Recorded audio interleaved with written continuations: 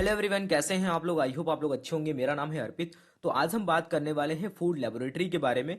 तो आज का वीडियो जो है वो बहुत इंपॉर्टेंट रहने वाला है, क्योंकि आज हम समझेंगे फूड लेबोरेटरी का एक नेटवर्क, समझेंगे कि आखिर इंडिया में कौन कौन सी फूड लेबोरेटरीज हैं जो डिफरेंट डिफरेंट कैटेगरीज में आती हैं। जैसे कि आपने देखा, कुछ रेफरल फूड लेबोरेटरी हैं, कुछ प्राइमरी फूड लेबोरेटरी हैं, कुछ आपको देखने को मिलेंगी कि जो रेफरेंस फूड लेबोरेटरी हैं, तो और कुछ आपको इसके साथ ही साथ देखने की मिलेंगी कि नेशनल फूड लेबोरेटरी है। तो इन सब के बारे में हम देखेंगे कि एक्चुअल जो डिफरेंट डिफरेंट टाइप की फूड लेबोरेटरी है उनका एक्चुअल में वर्क क्या है, क्यों ये डिफरेंट डिफरेंट टाइप की फूड लेबोरेटरीज बनाई गई हैं। तो इसके बारे में आज हम डिटेल्ड इस वीडियो में समझने वाले हैं, ठीक है। तो बहुत इंपॉर्टेंट रहने वाला है। अगर आप central food safety officer, technical officer या फिर फूड एनालिस्ट या फिर असिस्टेंट की प्रिपरेशन कर रहे हैं, कहने का मतलब है अगर आप एफएसएसएआई में किसी भी पोस्ट के लिए अगर आप अप्लाई कर रहे हैं, तो वहां पर ये एक बेसिक नॉलेज हो जाता है फूड लेबोरेटरी के बारे में, जो कि एफएसएसएआई के अंडर में आती है। तो बहुत इंपॉर्टेंट हो जाता है सभी के लिए ये वीडियो, ठीक है। तो वीडियो को स्टार्ट करते हैं। तो वीडियो को स्टार्ट करने से पहले यार एक वही रिक्वेस्ट है सभी लोगों से, अगर आप चैनल पर नए हो तो प्लीज़ यार चैनल को सब्सक्राइब कर दें। ऑल नोटिफिकेशन बेल को जरूर ऑन कर देना, जिससे आपको नेक्स्ट वीडियो का नोटिफिकेशन मिल जाएगा। इसके साथ ही साथ आप हमसे इंस्टाग्राम पर जुड़ सकते हो, इसके साथ ही साथ आप हमसे टेलीग्राम पर जुड़ सकते हो, और आप हमें फेसबुक पे भी फॉलो कर सकते हो। ये कुछ मेरे बारे में आप इसे देख सकते हैं। टेलीग्राम पे आप जरूर जुड़िए। जैसे इमीडिएटली अगर हमें कुछ अपडेट देना होता है तो वीडियो बनाने में थोड़ा सा टाइम लगता है, लेकिन टेलीग्राम पे हम आपको इमीडिएटली कोई इन्फॉर्मेशन देनी है तो वो हम आपको दे सकते हैं, अगर कोई इंपॉर्टेंट इन्फॉर्मेशन आती है एफएसएसएआई की तरफ से या फिर फूड सेफ्टी से रिलेटेड किसी भी एग्जाम को लेकर के, ठीक है। तो आज का जो वीडियो है, जैसा कि हमने बताया, अगर आप एफएसएसएआई रिक्रूटमेंट 2021 की प्रिपरेशन कर रहे हैं या फिर आने वाले टाइम पे अगर एग्जाम की प्रिपरेशन कर रहे हैं, तो ये वीडियो जो है वो बहुत बहुत इंपॉर्टेंट रहने वाला है, ठीक है। तो वीडियो को स्टार्ट करने से पहले एक और यार इंपॉर्टेंट इन्फॉर्मेशन है। जो लोग भी अगर ये ई बुक है जो कि आपकी पार्ट बी के लिए आती है, इसे आप अगर लेना चाहते हैं तो आप ले सकते हैं, जिसमें आपका पूरा टेक्निकल पार्ट कवर हो जाता है, जो कि जिसमें आपका रूल्स एंड रेगुलेशन और इसके साथ ही साथ आपका जो फंक्शनल नॉलेज वाला पार्ट है, जो कि आपका सब्जेक्ट पार्ट है, वो सारी चीज़ें इसमें कवर हो जाती हैं। इसके साथ ही साथ एक कंप्यूटर की ई बुक है। अगर आप इन्हें लेना चाहते हैं तो आप ले सकते हैं। ये एक व्हाट्सअप नंबर है, आप इस पर मैसेज कर सकते हैं, इसके बारे में इंफॉर्मेशन आप ले सकते हैं, ठीक है। तो जैसा कि आज हम बात करने वाले हैं फूड लेबोरेटरी के बारे में, तो फूड लेबोरेटरी को समझने से पहले, फूड लेबोरेटरी के नेटवर्क को समझने से पहले हमें कुछ बेसिक कॉन्सेप्ट्स के बारे में जानना होगा, कि एनालिसिस ऑफ फूड के बारे में हमें देखना होगा। क्योंकि बेसिकली जो लेबोरेटरी होती हैं वहाँ पर एक तरीके से फूड टेस्टिंग और एनालिसिस का ही वर्क होता है, मेजर जो फोकस होता है वो, ठीक है। तो एनालिसिस ऑफ फूड को हमें समझना बहुत इंपॉर्टेंट हो जाता है। अगर हम बात करें, पिछले कई सारे वीडियोस में हमने बात करी थी food safety and standard act 2006 की। तो food safety and standard act 2006 की अगर बात करें तो वहां पर आपने देखा कि आपको 101 यानी कि 101 सेक्शन देखने को मिलते हैं। इसके साथ ही साथ आपको वहां पर 12 चैप्टर देखने को मिलते हैं। तो 101 सेक्शन और 12 चैप्टर्स की अगर बात करें, तो वहां पर जब आप चैप्टर नंबर 8 को पढ़ते हैं तो वहां पर आपको पढ़ने को मिलता है एनालिसिस ऑफ फूड के बारे में। क्योंकि अगर हम बात करें, जो food safety and standard act है वो एक बेसिक है। बेसिक हम समझ सकते हैं कि वहीं से हमने देखा कि food safety and standard authority of India का इस्टेब्लिशमेंट हुआ। फिर उसके बाद में food safety and standard authority of India को कुछ पावर्स दिए गए, ठीक है, और सेंट्रल गवर्नमेंट को कुछ पावर्स दिए गए। तो food safety and standard authority of India यानी कि एफएसएसएआई ने उसके बाद में कुछ रेगुलेशंस बनाए। उन रेगुलेशंस को बनाने के बाद में उन्होंने कुछ फूड लेबोरेटरी को भी स्टैब्लिश किया। तो सारी चीजें अगर देखा जाए कि हमारा ओरिजिन क्या रहा है, ओरिजिन जो रहा है वो रहा है food safety and standard act 2006। इस वजह से मैं कहता हूं कि जब भी आप एफएसएसएआई में किसी भी पोस्ट की प्रिपरेशन कर रहे हैं, तो वहां पर आपको जो food safety and standard act 2006 है, उसका एक आपको बेसिक नॉलेज होना बहुत जरूरी है। एटलीस्ट आपको पता होना चाहिए कि पर्टिकुलर चैप्टर में या फिर जो सेक्शन है उसमें क्या क्या बातें लिखी हुई हैं, किस बारे में बात करी गई है। तो आपको एक ओवरव्यू होना बहुत ज़रूरी है। बाकी डिटेल में तो जो एक्ट है वो बहुत बड़ा है, लेकिन आपको एक ओवरव्यू पता होना चाहिए कि आखिर उस एक्ट में है क्या, ठीक है। तो वहीं पे एक चैप्टर है एनालिसिस ऑफ फूड। तो एनालिसिस ऑफ फूड की अगर बात करें तो ये बहुत बहुत इंपॉर्टेंट हो जाता है फूड सेफ्टी इकोसिस्टम को मेंटेन करने के लिए। अगर हम बात करें तो हम देखते हैं कि जो फूड होता है वो हमें एक प्रोसेस्ड फूड के फॉर्म में मिलता है। सबसे पहले अगर बात करें तो एक फूड जो होता है वो रॉ मटेरियल में होता है। रॉ मटेरियल की बात करें, सबसे पहले एक एग्रीकल्चर प्रोड्यूस होता है। उसके बाद में आप देखेंगे कि उस एग्रीकल्चर प्रोड्यूस के बाद में बहुत सारे स्टेप इन्वॉल्व होते हैं, तब वो जाकर के कंज्यूमर के पास में आता है, कंज्यूमर की टेबल तक पहुंचता है, फिर जाकर के कोई भी कंज्यूमर उसे कंज्यूम करता है, ठीक है। तो यहां पर आप देखेंगे कि बहुत सारे स्टेप्स इन्वॉल्व होते हैं, जैसे कि रॉ मटेरियल होता है, उसके बाद में उसकी प्रोसेसिंग होती है, ठीक है। प्रोसेसिंग होने के बाद में आप देखेंगे कि उसकी पैकिंग होती है, पैकिंग के बाद में आप देखेंगे कि उसको मार्केट किया जाता है, यानी कि उसकी मार्केटिंग होती है, फिर जाकर के वो फूड जो है वो कंज्यूमर के पास में पहुंचता है, फिर उसको वो जाके कंज्यूम करता है। तो इन सारे ही अगर हम इस पूरे सप्लाई चेन में अगर हम बात करें तो यहाँ पर बहुत सारे स्टेप्स जो होते हैं वो इन्वॉल्व होते हैं। तो इन सारे ही स्टेप्स में अगर हम बात करें तो यहाँ पर ये चीज़ बहुत इंपॉर्टेंट हो जाती है कि जो एक्चुअल में जो फूड जा करके कंज्यूमर को जो मिल रहा है, जो ह्यूमन जो उसको कंज्यूम कर रहा है, वो एक्चुअल में सेफ है या नहीं है, तो उसकी जो श्योरिटी कौन प्रोवाइड करेगा। तो ये सारे इंपॉर्टेंट फैक्टर को ध्यान में रखते हुए एक टर्म निकल के आता है एनालिसिस ऑफ फूड, क्योंकि एनालिसिस ऑफ फूड से ही हमें पता चलेगा कि जो ह्यूमन जिस फूड को कंज्यूम कर रहा है वो प्रॉपरली वो सेफ है या नहीं है, उसको ह्यूमन जो है वो कंज्यूम कर सकता है या नहीं कर सकता है, उसको उसको कंज्यूम करने से कोई प्रॉब्लम तो नहीं होगी, बहुत सारी चीज़ें होती हैं। तो वहाँ पर एक इम्पॉर्टेंट ये निकल करके आता है कि जब हम एनालिसिस ऑफ फूड की बात करते हैं तो उसमें food testing and analysis is an essential part of the food safety ecosystem. तो फूड सेफ्टी इकोसिस्टम को मेंटेन करने के लिए फूड टेस्टिंग और एनालिसिस जो है वो बहुत बहुत इंपॉर्टेंट हो जाता है, ठीक है। और अगर हम बात करें कि सबसे बड़ा जो हमारा इंटरनेशनल स्टैंडर्ड है सीएसी, यानी कि कोडेक्स एलिमेंटेरियस कमीशन, तो कोडेक्स एलिमेंटेरियस कमीशन पूरे वर्ल्ड लेवल पे, एक इंटरनेशनल लेवल पे वो एक मेजर काम इसी पे फोकस करता है। उसका काम जो होता है कि इंटरनेशनल लेवल पे फूड को लेकर के वो कुछ स्टैंडर्ड्स बनाते हैं, ठीक है। स्टैंडर्ड्स में जो उनका मेजर जो टारगेट रहता है, मेन फोकस रहता है कि उनका फोकस ये रहता है कि ये जो ह्यूमन है उसकी हेल्थ को प्रोटेक्ट करना, तो कंज्यूमर की हेल्थ को प्रोटेक्ट करना ही उनका मेजर फोकस रहता है। तो उन सारी चीज़ों से फिर वहां से स्टार्ट होती है जर्नी। फिर आप देखेंगे जैसे कि हमने देखा फूड सेफ्टी एनालिसिस एक तरीके से इंपॉर्टेंट पार्ट हो जाता है, इसेंशियल पार्ट हो जाता है फूड सेफ्टी इकोसिस्टम का, ये एश्योर करने के लिए कि जो फूड जो है कंज्यूमर तक पहुंच रहा है वो सेफ है या नहीं है। तो assure that the food is safe to consume, जो कंज्यूमर जिस फूड को कंज्यूम कर रहा है वो सेफ है या नहीं है, ठीक है। तो उसके लिए अब फूड सेफ्टी अथॉरिटी की क्या रिस्पॉन्सिबिलिटी बनती है, यानी कि एफएसएसएआई की क्या रिस्पॉन्सिबिलिटी मिलती है बनती है। तो रिस्पॉन्सिबिलिटी के साथ ही साथ उसको कुछ पावर्स भी मिली हुई हैं food safety and standard act 2006 से। जैसा कि यहाँ पर दिया गया है, for the same FSSAI recognise and notify NABL accredited laboratories under section 43 of FSS act 2006। जब हम पढ़ेंगे food safety and standard act का चैप्टर नंबर 8, तो वहां पर जो सेक्शन नंबर 43 है तो उसमें ये बात लिखी गई है कि जो एफएसएसएआई है यानी कि फूड अथॉरिटी जो है वो रिकॉग्नाइज कर सकता है या फिर नोटिफाई कर सकता है एनएबीएल एक्रेडिटेटेड लेबोरेटरीज को, जिनका काम होगा एक तरीके से क्या करना, फूड की एनालिसिस और टेस्टिंग करना, ठीक है। उसके बाद में यहाँ पर देखो इंपॉर्टेंट पॉइंट और लिखा हुआ है कि FSSAI also recognising foreign laboratories, ठीक है, foreign laboratories to reduce the time in clearance of food consignment at port. तो अगर पोर्ट की बात करें तो आप देखेंगे कि बहुत सारा एक्सपोर्ट इंपोर्ट होता रहता है, तो उस टाइम पे वहां पर भी फूड की टेस्टिंग होती है।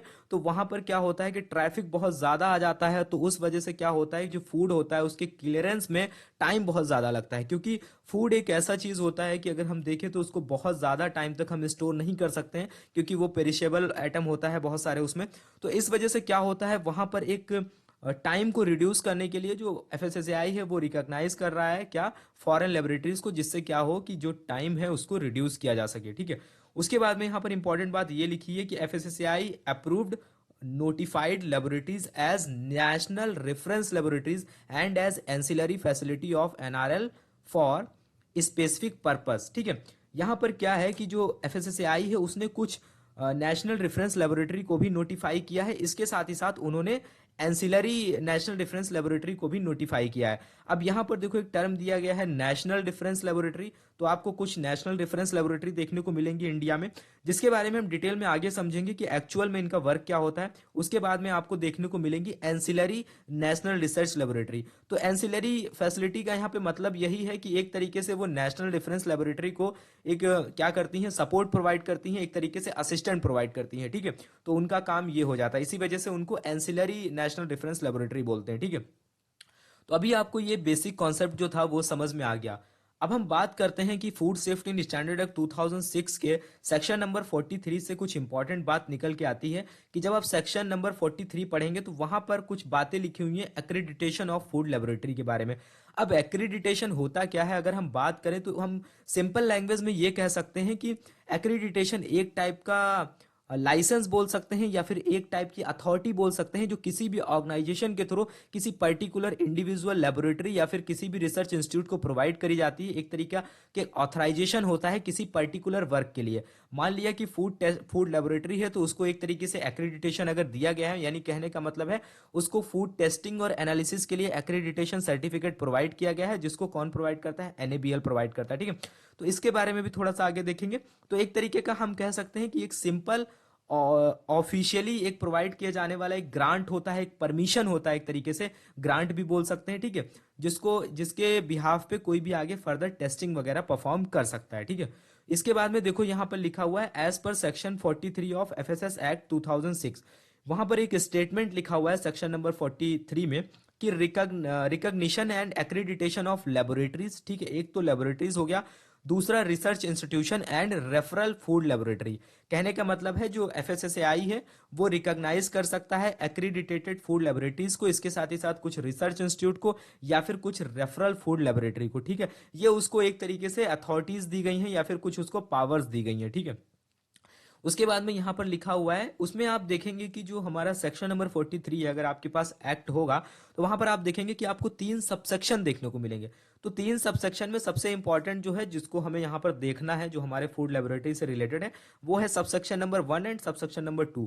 तो उन दोनों के बारे में अगर हम यहाँ पर देखें तो लिखा हुआ है the food authority may notify food laboratories and research institution accredited by National Accreditation Board for testing and calibration laboratories or any other accreditation agency for the purpose of carrying out analysis of sample by the food analyst under this act। ठीक है, यहां पर ये statement लिखा हुआ है कि food authority जो है वो नोटिफाई कर सकती है कुछ फूड लेबोरेटरीज को या फिर कुछ रिसर्च इंस्टीट्यूट को। यहां पर देखेंगे कि आप जो लेबोरेटरी हैं उसमें कुछ रिसर्च इंस्टीट्यूट भी शामिल है। ठीक है, बहुत सारे सीएसआईआर के अंडर में आते हैं, तो बहुत सारे रिसर्च इंस्टीट्यूट भी शामिल हैं जो एक तरीके से टेस्टिंग और एनालिसिस वगैरह परफॉर्म करते हैं। ठीक है, जो कि एनएबीएल एक्रेडिटेटेड है, तो उनको क्या कर सकती है फूड अथॉरिटी? नोटिफाई कर सकती है। ठीक है, उसके बाद में यहाँ पर जिसका मेजर पर्पस क्या होगा? जिसका मेजर पर्पस होगा carrying out analysis of samples bye the food analyst under this act.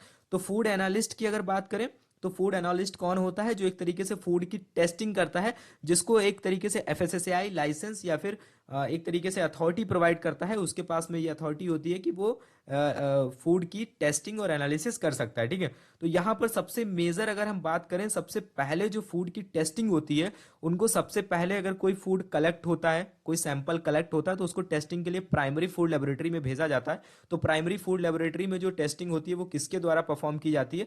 वो किया जाता है फूड एनालिस्ट के द्वारा। तो फूड एनालिस्ट क्या करता है? फूड की टेस्टिंग करता है, जो कि प्राइमरी फूड लेबोरेटरी में सबसे ज्यादा आपको देखने को मिलेगा। सेकेंड पॉइंट में यहां पर लिखा हुआ है the food authority shell establish और रिकॉग्नाइज बाय नोटिफिकेशन वन और मोर रेफरल फूड लेबोरेटरी।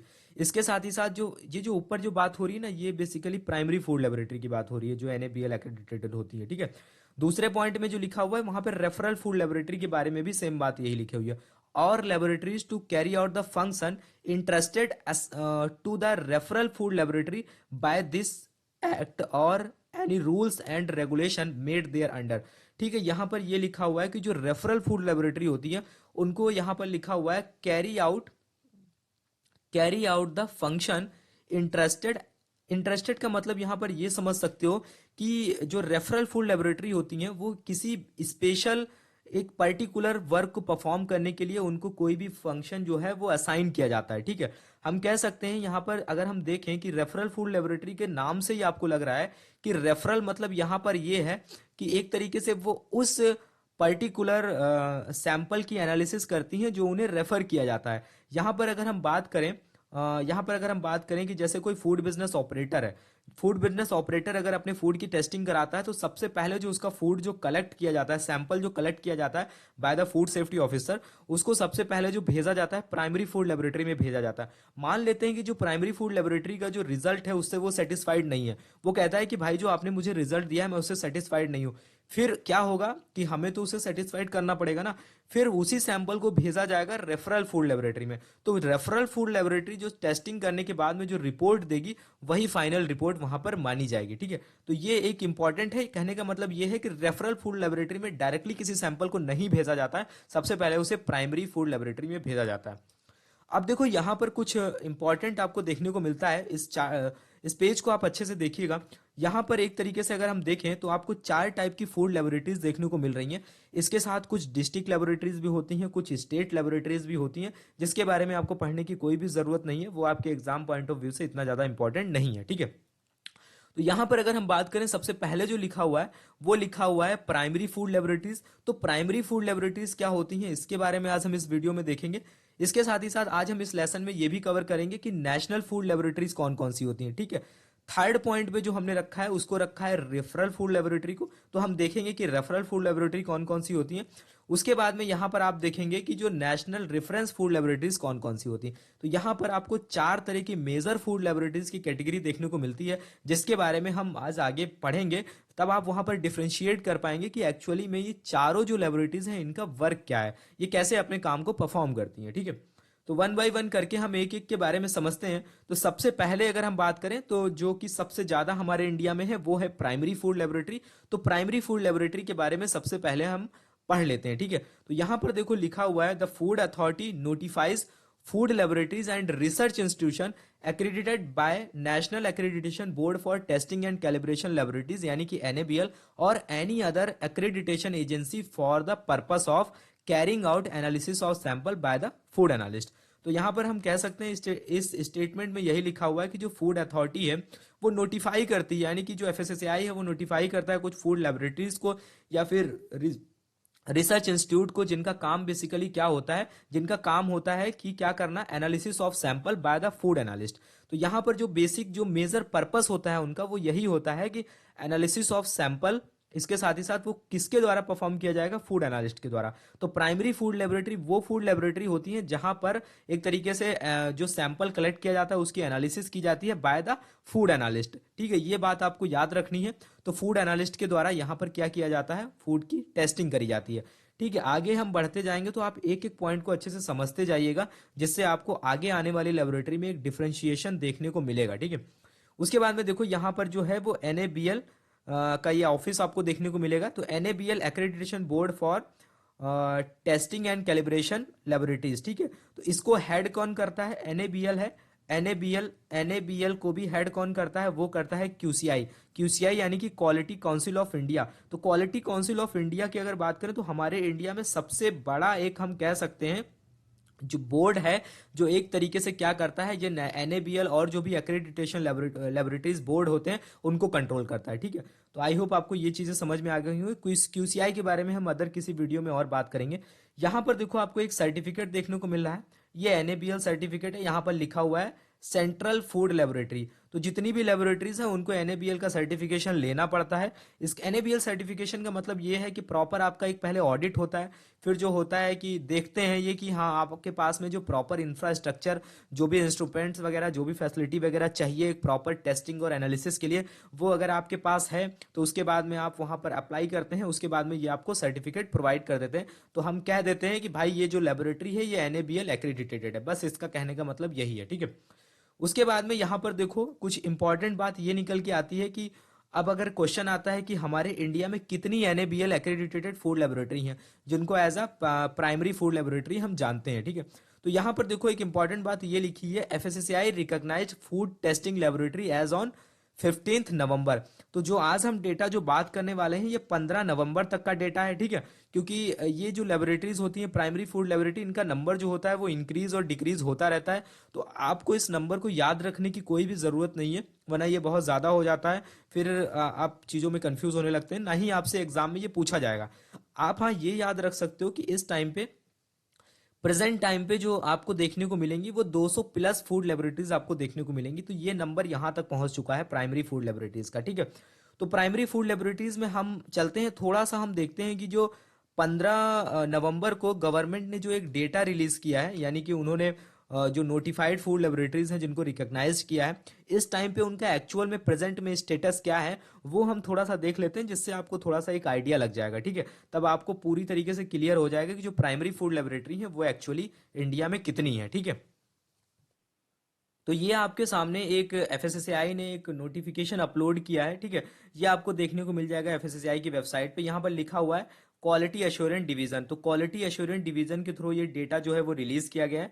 यहाँ पे सब्जेक्ट भी लिखा हुआ है validity of FSSAI recognised food testing laboratory as on 15 November. तो 15 नवंबर तक क्या स्टेटस है फूड लेबोरेटरी का वो इसमें बताया गया। ठीक है, तो यहाँ पर देखो बहुत इंपॉर्टेंट बात यह है कि अगर हम देखो नीचे स्क्रॉल करते जाते हैं तो यहाँ पर आपको बहुत सारी जो है वो फूड लेबोरेटरीज देखने को मिलेंगी। ठीक है, तो यहाँ पर अगर हम देखें तो देखोगे आपकी बहुत बड़ी लिस्ट आपको देखने को मिलेगी। इन सभी के बारे में आपको पढ़ने की जरूरत नहीं है। यहाँ पर ये जो डिफरेंट डिफरेंट टाइप के कलर्स के बारे में दिया गया है इसके बारे में आप पहले देख लो, फिर हम इसको डिफाइन करेंगे कि एक्चुअल में ये जो कलर्स दिए गए हैं इनका मतलब क्या है। तो यहाँ पर आप देखेंगे कि कुछ रेड कलर से हाईलाइट की गई हैं कुछ लेबोरेटरी, कुछ ग्रीन कलर से आपको हाईलाइट मिलेंगी, कुछ आपको येलो कलर से हाईलाइट मिलेंगी। ठीक है, तो यहाँ पर देखो ये इंपॉर्टेंट डेटा दिया गया है कुछ, इनको आप चाहो तो मैं डिस्क्रिप्शन में लिंक दे दूंगा, आप वहां से डाउनलोड करके इसको पढ़ सकते हो। तो यहाँ पर हमें मेजर जो देखना है वो नंबर ऑफ लेबोरेटरीज के बारे में देखना है। तो अगर हम इसको पूरा स्क्रॉल करते हैं नीचे तक जाते हैं तो यहाँ पर हम देखते हैं कि फूड लेबोरेटरी का नंबर कितना है। तो यहाँ पर जो टोटल आपको नंबर इस टाइम पे देखने को मिलेगा वो आपको देखने को मिलेगा 222। तो यहाँ पर टोटल नंबर ऑफ लेबोरेटरीज की बात करें तो यहाँ पर आपको 222 लेबोरेटरी देखने को मिल रही है। ठीक है, तो अभी आपने ये देखा कि इतनी सारी लेबोरेटरीज हैं, कुछ इसमें डिफरेंट डिफरेंट, कुछ जो है वो एक्सपायर होने वाली हैं, कुछ इसमें एक्सपायर हो चुकी हैं, कुछ अगले मंथ एक्सपायर हो जाएगी। तो ये कुछ इनका स्टेटस है। ठीक है, तो इस बारे में हमने देख लिया कि टोटल जो नंबर ऑफ लेबोरेटरीज हैं वो इस समय 220 हैं, जो कि 15 नवंबर का डेटा है। ये डेटा आगे इंक्रीज और डिक्रीज हो सकता है, हो सकता है जब आप वीडियो देख रहे हो तो कुछ एक्चुअल में नंबर जो है वो बदल चुका हो। ठीक है, तो अभी आपने देखा कि हमने देखा कि 222 लेबोरेटरी आपको वहां पर देखने को मिली है। तो उसमें जो रेड कलर की लेबोरेटरी थी अगर हम उनकी बात करें तो वो ऐसी लेबोरेटरी हैं जो इनकी वैलिडिटी जो है वो एक्सपायर हो चुकी है या फिर वो अंडर सस्पेंशन पीरियड है। ठीक है, उसके बाद में जो येलो कलर से जिनको हाईलाइट किया गया है वो जो लेबोरेटरीज हैं वो नवंबर मंथ में एक्सपायर कर जाएंगी। यानी कि 15 नवंबर का डेटा है और इस समय अगर आप इस वीडियो को देख रहे हैं जिस समय मैं अपलोड कर रहा हूँ तो आप देखेंगे कि वो दिसंबर में मैं अपलोड कर रहा हूँ तो नवंबर में वो भी लेबोरेटरीज एक्सपायर कर गई हैं। ठीक है, उनकी वैलिडिटी भी एक्सपायर हो गई है। ठीक है, उसके बाद में आप देखेंगे कि यहाँ पर ये जो ग्रीन कलर से आपको लेबोरेटरी देखने को मिली है उनकी वैलिडिटी जो है वो दिसंबर में एक्सपायर कर जाएगी। ठीक है, तो आपने देखा कि यहाँ पर जो डेटा है वो हर मंथ डिक्रीज और इंक्रीज होता रहता है। तो इस वजह से आपको इसको याद करने की जरूरत नहीं है, लेकिन आप ये नंबर याद कर सकते हो कि 220 प्लस लेबोरेटरी अभी हमारे इंडिया में है जो कि प्राइमरी फूड लेबोरेटरी की कैटेगरी में आती हैं।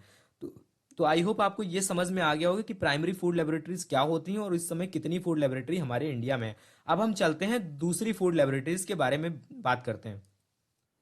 तो अब हम बात करते हैं अपने सेकंड फूड लेबोरेटरी के बारे में जो कि है नेशनल फूड लेबोरेटरी।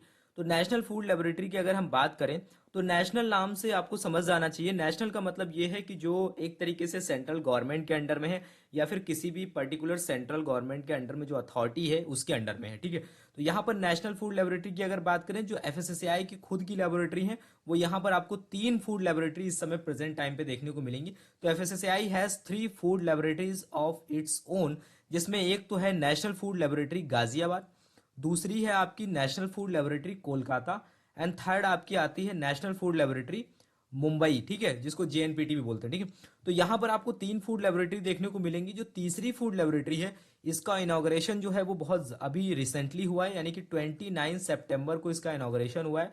तो अभी ये सेटअप हुई है पूरी तरीके से। और यहाँ पर देखो एक इंपॉर्टेंट बात ये लिखी हुई है कि in future FSSAI will have 4 national food laboratory at, एक तो कोलकाता में होगी एंड दूसरी गाजियाबाद में, तीसरी मुंबई में, चौथी जो होने वाली है जिसके बारे में अभी गवर्नमेंट ने अपडेट नहीं दिया है वो चेन्नई में होने वाली है। तो इन फ्यूचर हम बात कर सकते हैं कि एफएसएसएआई की जो खुद की लेबोरेटरी है वो 4 फूड लेबोरेटरी आपको देखने को मिलेंगी। ठीक है, तो 3 जो है वो पूरी तरीके से सेटअप हो चुकी हैं और जो गाजियाबाद वाली फूड लेबोरेटरी है उसको अभी अपग्रेड भी किया हो, यानी कि जो एडवांस लेवल पे अभी काम कर रही है। इसके साथ ही साथ जो चेन्नई की फूड लेबोरेटरी है उस पर अभी काम चल रहा है। इन फ्यूचर वो भी जल्दी सेटअप हो जाएगी, उसके बाद में जैसे ही होगा हम वो भी आपको अपडेट प्रोवाइड कर देंगे। ठीक है, तो अगर हम बात करें जो थर्ड नेशनल फूड लेबोरेटरी जो कि अभी इनॉग्रेशन जिसका हुआ है उसके बारे में अगर हम बात करें, हो सकता है ये आपके करंट अफेयर में पूछा जा सकता है कि रिसेंटली ये न्यूज़ में रहा है, इस वजह से। तो यहाँ पर लिखा हुआ है the food safety and standard authority of India यानी कि FSSAI has inaugurated third national food laboratory at Jawaharlal Nehru port trust, इसी वजह से इसको जेएनपीटी बोलते हैं, ठीक है, in Navi Mumbai and Raigad district में हुआ था, ठीक है, 29 सितंबर 2021 को, in presence of Shrimati Rita Tewatia जो कि चेयरपर्सन है एफएसएसएआई की, एंड श्री अरुण सिंगल सर जो कि सीईओ हैं एफएसएसएआई की। तो इन दोनों लोगों की प्रेजेंस में क्या हुआ, इसका इनॉग्रेशन हुआ।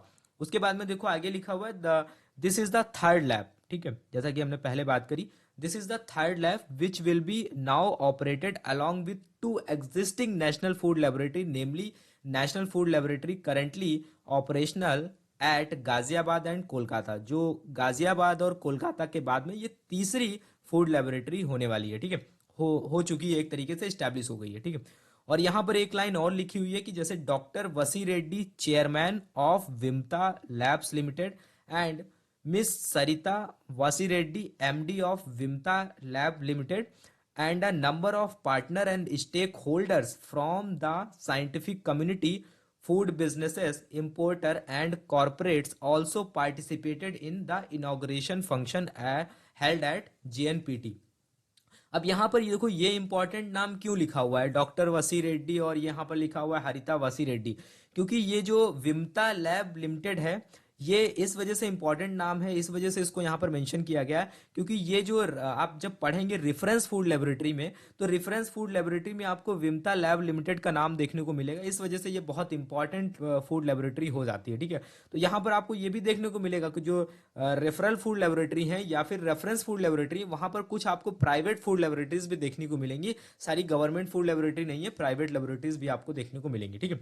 तो ये हो गया थर्ड जो फूड लेबोरेटरी अभी जो इनॉग्रेशन हुआ है जिसका जेएनपीटी में। अब हम आगे अगर हम बात करें, एक और बात लिखी हुई है कि FSSAI has recently upgraded its food laboratory as Ghaziabad.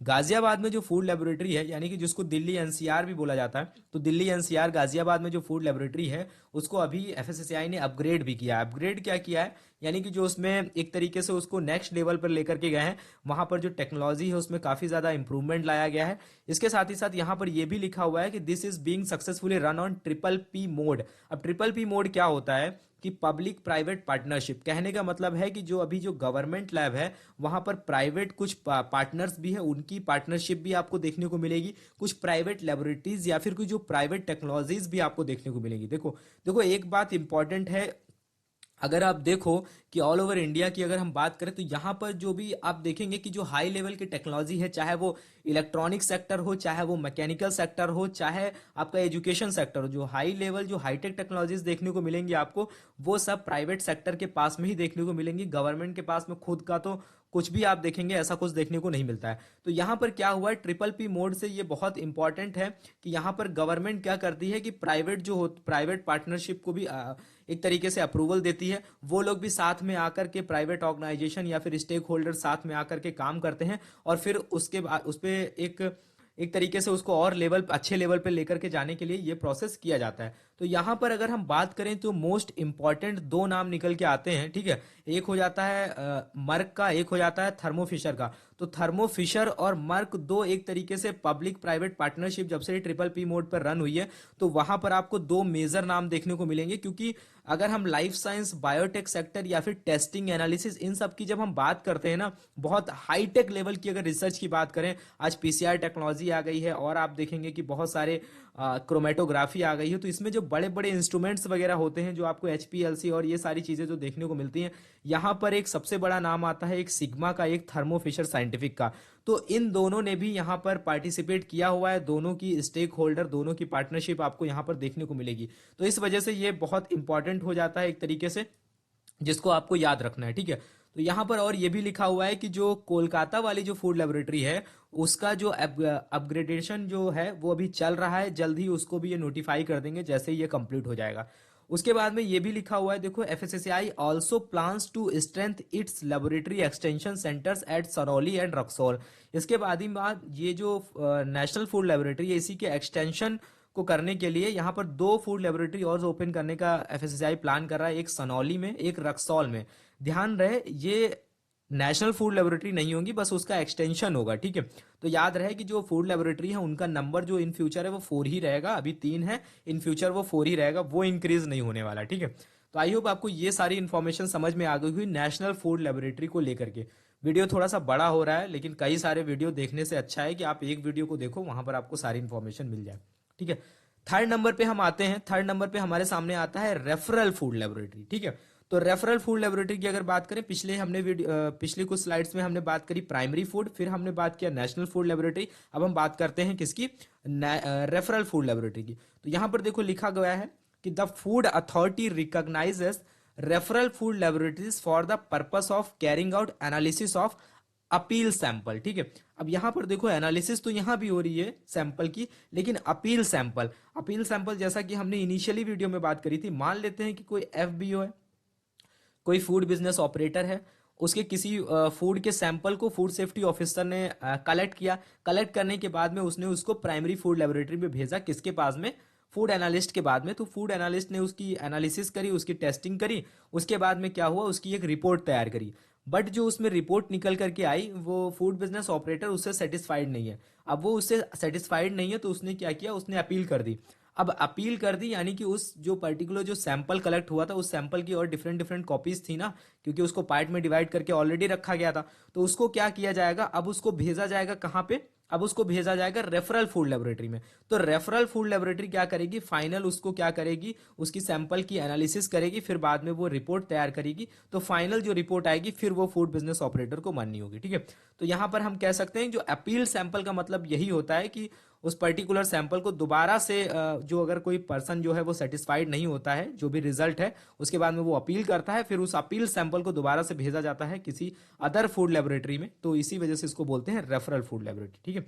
तो प्रेजेंट टाइम पे अगर हम अपनी कंट्री की बात करें यानी इंडिया की, तो इंडिया में 19 रेफरल फूड लेबोरेटरीज आपको देखने को मिलेंगी। तो हम देखते हैं उनके नंबर के साथ साथ में उनके नेम्स के बारे में देखते हैं और वो कहाँ पे सिचुएटेड हैं, इसके बारे में थोड़ा सा हम इस वीडियो में आगे बात करते हैं, ठीक है। देखो आपके सामने एक लिस्ट ओपन हो रही है जो कि list of referral food laboratories notifies under section 43 sub section 2 of food safety standard act 2006। तो यहाँ पर आपको 19 फूड लेबोरेटरीज देखने को मिलेंगी। तो हम वन बाय वन अगर देखें, एक बात और आपको याद रखनी है कि जो नेशनल फूड लेबोरेटरी है, दो food laboratory Kolkata and Ghaziabad, दोनों as a referral food laboratory भी आपको लिस्टेड मिलेंगी, ठीक है। ये इंपॉर्टेंट बात है, आपको याद रखनी है। तो नंबर 1 पे जो आता है वो आती है हमारी national food laboratory Kolkata. Number 2 पे अगर बात करें तो food safety and analytical quality control laboratory जो कि है हमारी मैसूर में। तीसरे नंबर पे है स्टेट पब्लिक हेल्थ लेबोरेटरी जो कि कहाँ है, पुणे में है। उसके बाद में फोर्थ नंबर पे आती है national food laboratory Ghaziabad. Fifth number पे हमारा Indian institute of horticulture research जो कि बैंगलोर में है। उसके बाद में हमारा आता है क्वालिटी इवोल्यूशन लेबोरेटरी जो कि कोच्चि में।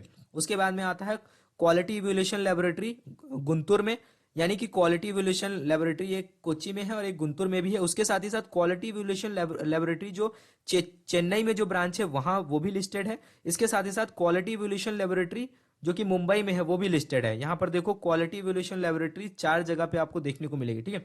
इसके बाद में आप देखेंगे कि centre for analysis and learning in live stock in food, उसके बाद में national dairy development board Gujarat जो कि आनंद में है वो भी इसमें लिस्टेड है। इसको बेसिकली इस नाम से ज्यादातर जाना जाता है, एक काल्फ यानी कि CALF एंड NDDB के नाम से ज्यादा जाना जाता है, ठीक है।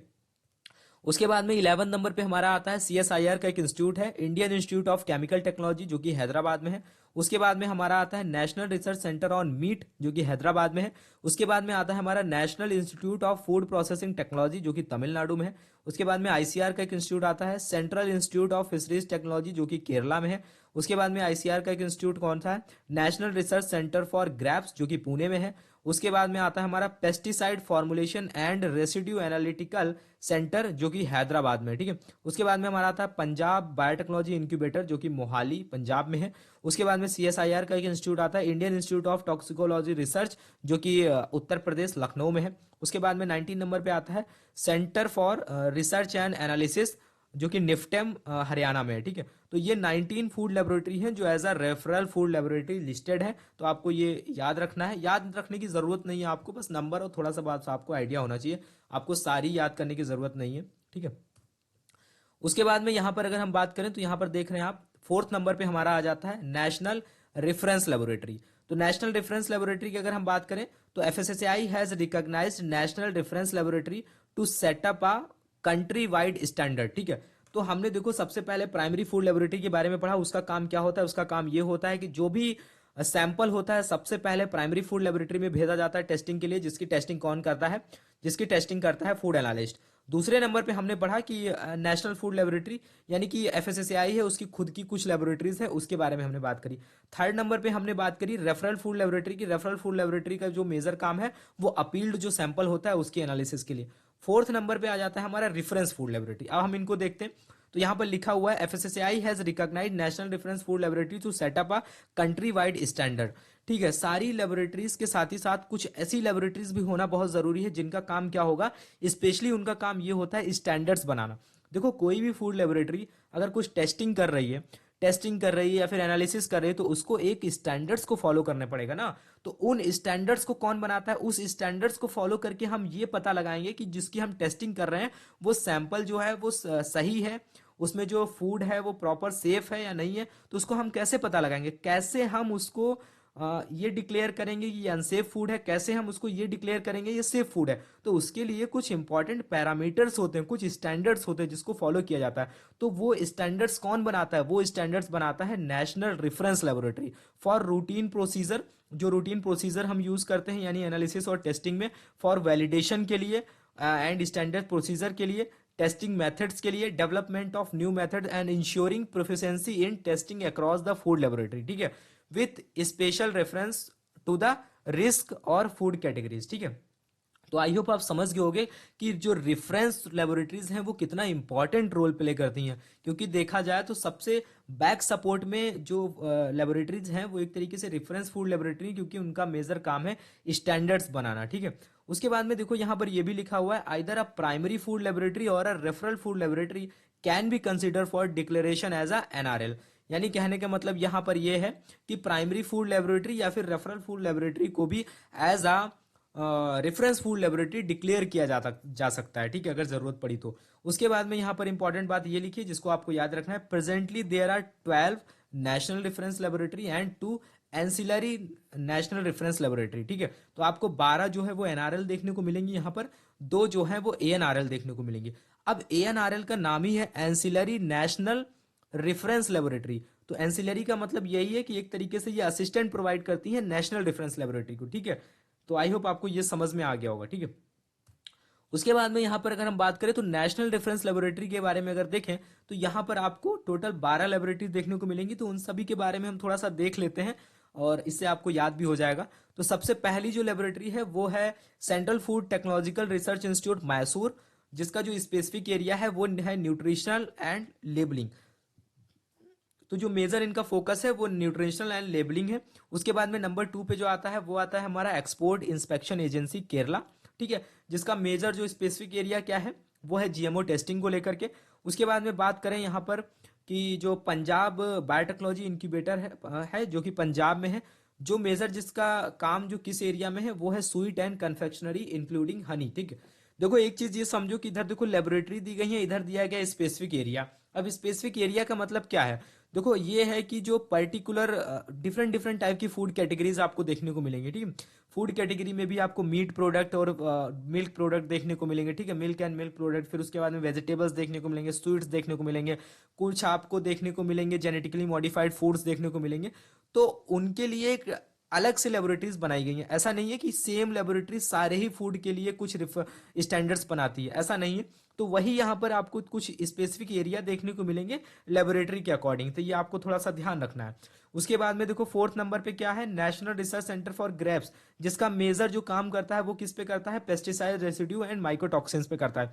उसके बाद में 5 नंबर पे जो आता है वो आता है central institute of fisheries technology, जो कि कोच्चि में है, जिसका मेजर स्पेसिफिक एरिया क्या है? वो है फिश एंड फिश प्रोडक्ट। ठीक है, उसके बाद में आता है कि centre for analysis and learning in live stock and food, national dairy development board, जो कि गुजरात में है। उसका मेजर फोकस क्या है? Dairy and dairy product. ठीक है, ये बहुत इंपॉर्टेंट है, इसको याद रखना। ठीक है, उसके बाद में आता है हमारा सीएसआईआर का एक इंस्टीट्यूट जो है Indian institute of toxicology research, Uttar Pradesh, जो कि लखनऊ में है।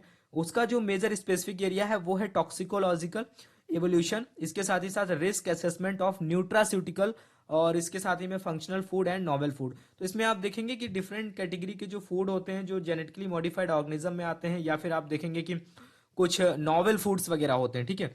तो नॉवेल फूड की कैटेगरी में जो भी फूड आते हैं वो सारी चीजें आपको यहाँ पर देखने को मिलेंगी, ठीक है। तो 7th नंबर पे आ जाता है हमारा CSIR का एक इंस्टीट्यूट। 8th नंबर पे जो हमारा आता है वो आता है ट्रायोलॉजी, ठीक है, ट्रियोलॉजी एनालिटिकल लेबोरेटरी प्राइवेट लिमिटेड, जो कि हैदराबाद में है, जिसका जो स्पेसिफिक एरिया है वो mycotoxin in cereals and pulse and spices है, ठीक है। तो ये भी आपको याद रखना है। तो इसमें आप ये भी देख रहे होंगे कि कुछ प्राइवेट लैब्स भी आपको देखने को मिली। फिर आता है हमारा 9th नंबर पे Edward food research and analysis centre limited, जो कि कोलकाता में। इसका जो मेजर स्पेसिफिक एरिया है वो है वेटनरी ड्रग रेसिड्यू और एंटीबायोटिक्स, इसके साथ ही साथ कुछ हार्मोन्स वगैरह पे इनका काम रहता है, ठीक है। उसके बाद में नंबर 10 पर आता है विमता लैब लिमिटेड हैदराबाद, जिसका मेजर जो स्पेसिफिक एरिया है वो water, alcoholic and non alcoholic beverages है। उसके बाद में हमारा 11th नंबर पे आता है फेयर लैब प्राइवेट लिमिटेड, जो कि गुड़गांव में है, जिसका जो मेजर स्पेसिफिक एरिया है वो है ऑयल एंड फैट्स। उसके बाद में 12th नंबर पे हमारा लास्ट में आता है नियोजन food and animal security private limited, जो कि कोच्चि में है, जिसका जो मेजर स्पेसिफिक एरिया है वो क्या है, फूड एलर्जेंस है। तो अभी आपने देखा 12 रेफरेंस फूड लेबोरेटरी, इसके साथ ही साथ आपने देखा कि उनके मेजर स्पेसिफिक एरिया कौन कौन से हैं जिसपे वो स्टैंडर्ड्स बनाते हैं, ठीक है। तो यहाँ पर देखो कुछ दो important ancillary national reference laboratories भी दी गई हैं। पहली है एक्सपोर्ट इंस्पेक्शन एजेंसी चेन्नई, ठीक है, जिसका मेजर काम क्या है, सपोर्ट फैसिलिटी एज PTP इन माइक्रोबायोलॉजिकल टेस्टिंग। उसके बाद में नंबर 2 पे आता है हमारा एक्सपोर्ट इंस्पेक्शन एजेंसी कोलकाता में जो है, उसका भी जो मेजर काम क्या है, support facility as PTP in area of heavy metals in all food categories, ठीक है। तो एक को याद रखना है माइक्रोबायोलॉजिकल टेस्टिंग के लिए है, दूसरी जो है इन अदर जो ऑल फूड कैटेगरीज हैं उसको लेकर के, ठीक है। उसके बाद में आपने यहाँ पर ये समझ लिया कि हमने चारों फूड लेबोरेटरीज के बारे में देख लिया, और ये भी देख लिया कि जो इंपॉर्टेंट फूड लेबोरेटरी है जिनको आपको अच्छे से याद रखना है, ठीक है। अब एक कॉन्सेप्ट और हमारे सामने निकल के आता है। देखो फूड लेबोरेटरीज की अगर बात करें तो हमने देखा कि कहाँ कहाँ पे वो सिचुएटेड हैं, कुछ प्राइमरी फूड लेबोरेटरीज में। लेकिन इंडिया की अगर बात करें तो इंडिया में आप देखेंगे कि बहुत ज़्यादा डाइवर्सिटी देखने को मिलती है। डाइवर्सिटी इन द सेंस, कभी आप देखेंगे कि बहुत सारे जगह ऐसी भी हैं कि जहां पर लेबोरेटरी को सेटअप नहीं किया जा सकता है, बहुत रूरल एरिया भी आपको देखने को मिलेंगे, ठीक है, ट्राइबल एरिया भी देखने को मिलते हैं। तो बहुत सारी ऐसी जगह हैं, लेकिन वो भी कंट्री का ही पार्ट है। तो FSSAI को क्या करना है, FSSAI क्या कर रहा है, FSSAI का कहना यह है कि हमको कैसे ना भी कैसे करके वहां तक पहुंचना होगा।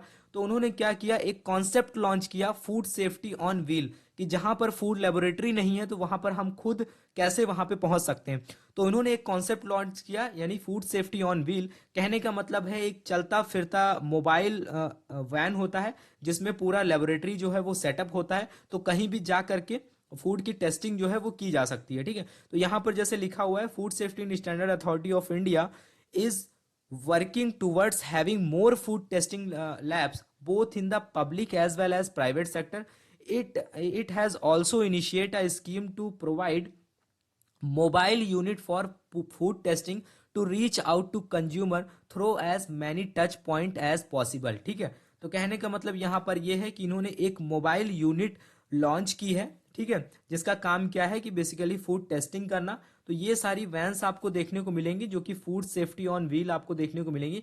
इन वैन में आपको पूरी तरीके से पूरा लेबोरेटरी सेटअप देखने को मिलेगा। यहाँ पर आपको AC भी देखने को मिलेगा जिससे प्रॉपर जो टेम्परेचर चाहिए होता है वो मेंटेन है।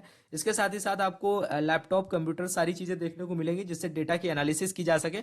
इसके साथ ही साथ टेस्टिंग के लिए जो भी इंस्ट्रूमेंट वगैरह चाहिए होते हैं वो सारे आपको इसमें इस लेबोरेटरी में देखने को मिल रहे हैं, ठीक है। तो ये बहुत अच्छा इनिशिएटिव रहा है FSSAI का। तो अभी आप सोच देख सकते हो कि मतलब किस लेवल से चीज़ों को बढ़ाया जा रहा है। बस यही है कि लोगों को अभी पता नहीं है, बहुत ज़्यादा अवेयरनेस नहीं है, ठीक है। उसके बाद में देखो ये जो आपको वैन देखने को मिल रही है ये काफ़ी पहले लॉन्च की गई थी। उसके बाद में FSSAI ने अभी कुछ एडवांस मॉडिफाइड वैन को भी लॉन्च किया है जो आपको कुछ ये वाइट कलर में देखने को मिलेंगी, ठीक है। तो ये आपको देखने को मिलेगा। तो अभी जो है इन पे और भी काम चल रहा है। इन फ्यूचर जो है वो धीरे धीरे इनका नंबर जो है वो इंक्रीज हो रहा है।